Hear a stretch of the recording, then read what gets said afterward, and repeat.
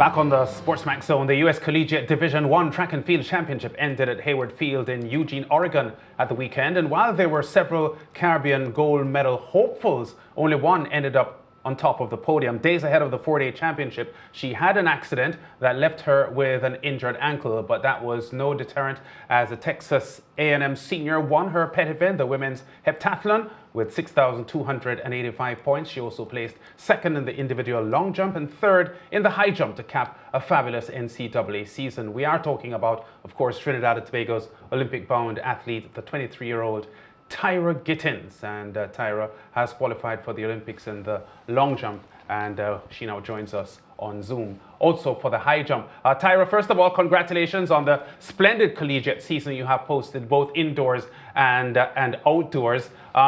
Your feeling about where you are at the moment, weeks ahead of the Olympic Games? I am ecstatic. I cannot wait to represent Trinidad at my very first Olympics. My dream come true. I'm definitely tired. I am exhausted mentally, physically. The season definitely took a toll on me, and it hit during competition. I have a lot of treatment and I have a lot of recovery to do. But I know I'll be ready in 50 days. I have a whole month to prepare, so I'll be okay. Yeah. I'm excited. Okay, I know you were off the mark for the heptathlon qualification, but you've already made qualifying marks in the jumps. Is there another effort between now and Tokyo that you have to qualify for the hep? I'm sorry, can you say that one more time? Do you have another chance to qualify for the hep for Tokyo? No, I don't have another chance to qualify. So right now, I guess I'll be waiting for the invitation. I am sitting number 3 in the world right now. I'm feeling pretty confident that I would get a ranking invitation, even though because I'm just 2 points away from the standard. So they take 24 for the HEP. So I'm feeling quite confident that I would still be able to do the HEP, even though I don't have the standard because of where I stand world rankings right now. Yeah, pound for pound, it would appear that your high jump is your best event at 1.95 meters. Do you consider the high jump the strongest event that you're in? No, I wouldn't consider high jump my strongest. It's my favorite. I would say my strongest in terms of medaling is actually long jump, which is weird. I would not have said that like 4 months ago. So, but in terms of medaling, long jump is my best event going into the Olympics. Even though the heptathlon, I have a lot of points that I have been leaving on the table. Even with my 6,418, I have a lot of points that I left at that meet. And so I know my score is going to be fantastic when I put it all together. And that's the plan for the Olympics, to put it all together and hopefully to end up top 3 in those two. And high jump, that's just going to be for fun. I mean, anything can happen. I'm not saying it can't, but high jump is just to say that I went for all 3. Tyra, for those Trinis watching you around the region right now, and I think, we have an Olympic prospect on our hand, but don't know much about your background. Tell us, where in TNT were you born? Where did you go to school? How did you transition to Texas A&M? So my family moved around a lot before I was born, but I was born in St. Lucius. And sorry, St. Augustine. I don't know what I'm saying. St. Augustine. I was like, that didn't even sound right. St. Augustine. Oh my God. That's fine. Yeah. And we moved to the US before I even started school. So I did not go to school in Trinidad. But my family, as you can hear from my accent, we brought Trinidad to the US. We brought Trinidad to Nashville. So I mean, people ask why you still have your accent. It's just because it never left. We never stopped using it. I think it's beautiful. It represents where I'm from and the country that I love, and I don't see the need to. Even though I went to a private school, in Nashville, Tennessee, and it was not the easiest transition. I could tell you that, because I had a lot of questions like, "What do you say?" And I had to repeat myself, and so I did learn the U.S. accent but it didn't last long. I just couldn't do it. No, I could not do it. It was not me. I don't like to be someone I'm not. And, you know, it stopped quick. And so, but I am one of 9. I have 7 brothers and sisters. And my parents, they moved all of us up here. My parents are amazing people. My family, they are my biggest support system. And we are a family of talented people. My dad was famous in Trinidad. He was a gospel singer, songwriter, and had a music school called Youth Pulse before we moved. Yeah, and so you know, I do come from a family of talented people, and so it's empowering. Yeah, they are all behind. We're all behind each other. So you were born in 1998, correct? Yeah, 1998. Right. So you would have been 14 when Kishore and Walcott created history in the javelin at the London Olympics. Describe for me what, if anything, that moment meant for you as a youngster looking on and seeing a Trinidadian youngster dominating the world in that way.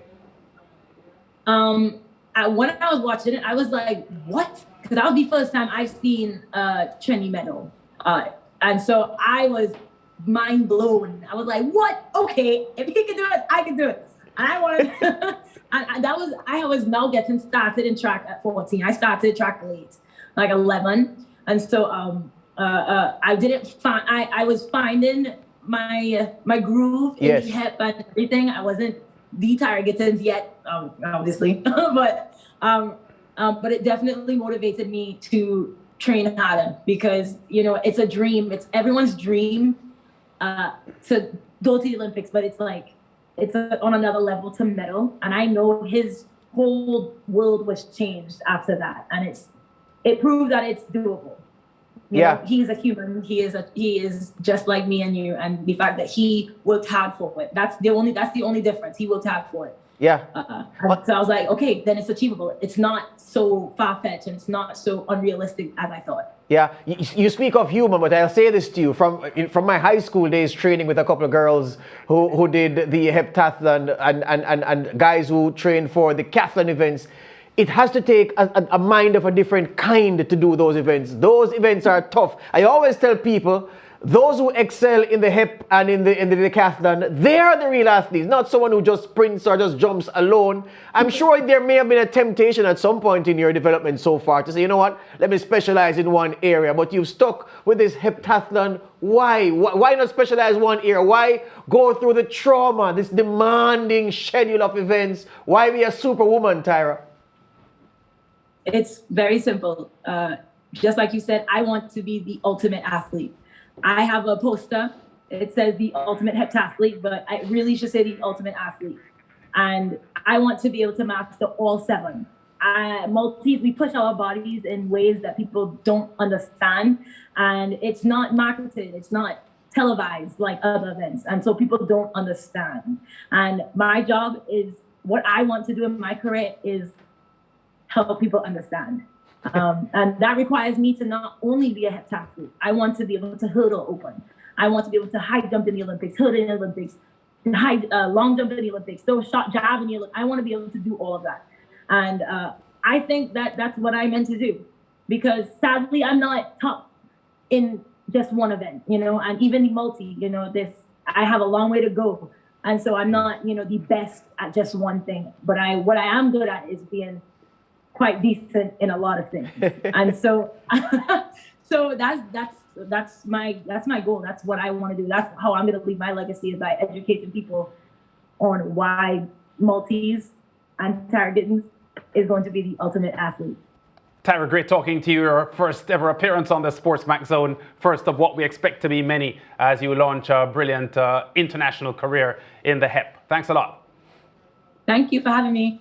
Yeah, she was at the NCAA indoors, smashing the outstanding record by the American Kendall Williams in the pentathlon. And that told us that this girl is something special, Tyra Gittens. The Olympic Corner takes us to the break.